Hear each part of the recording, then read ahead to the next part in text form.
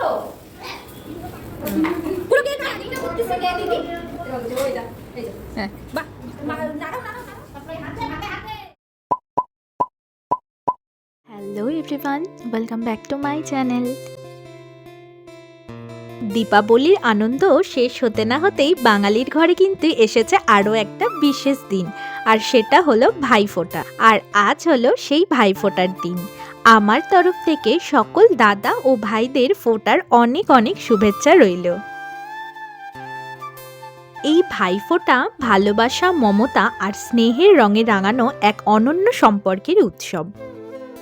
আর এটাই সেই সময় যেটার জন্য আমরা কিন্তু পুরো বছর অপেক্ষা করে থাকি। ভাইফোঁটার সকালটাই শুরু হয় কিন্তু প্রস্তুতি দিয়ে, আর সেই প্রস্তুতি চলছিল আমার মামা বাড়িতে। প্রতি বছর সেখানেই কিন্তু হয় ফোঁটার আয়োজন।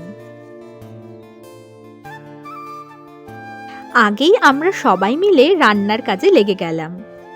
এক একজন এক এক কাজের দায়িত্ব নিয়ে নিল।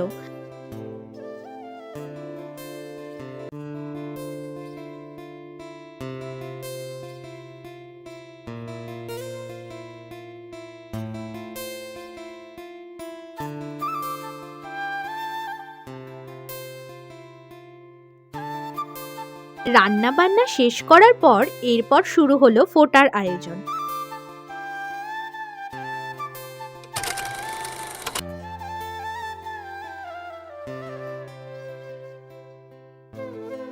সবাই এক এক করে কিন্তু ফোঁটা দিয়ে নিলাম।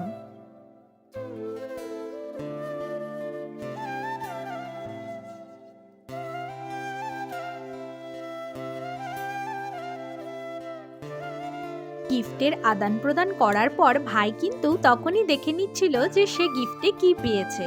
ছোট তো, তাই গিফট পাওয়ার আনন্দটাই কিন্তু আলাদা। তবে আমাদের মতন বড়দের গিফট পেতেও কিন্তু খুব ভালো লাগে।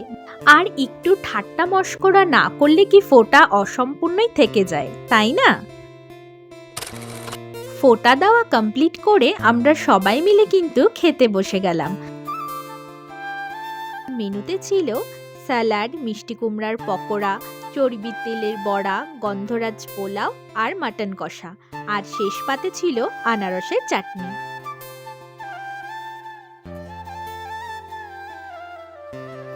আজকের এই ব্যস্ত জীবনে যদি একটু সময় নিয়ে পরিবারের সঙ্গে একবেলা খাওয়া যায়, সেটাই কিন্তু সবচেয়ে বড় প্রাপ্তি। আর তার মধ্যেই লুকিয়ে থাকে ভালোবাসার হাজার রং। এখানেই কিন্তু পরিবারের আসল উষ্ণতা। আমার এই আজকের দিনটা কিন্তু খুব সুন্দরভাবে কেটে গেল। আর তোমাদের ভাইফোঁটার দিন কেমন কাটলো অবশ্যই কিন্তু কমেন্টে জানিও। যদি এই ব্লগটা ভালো লেগে থাকে তাহলে একটা লাইক আর কমেন্ট করতে কিন্তু ভুলো না। আগামী ব্লগে আবার দেখা হবে। চলো টাটা।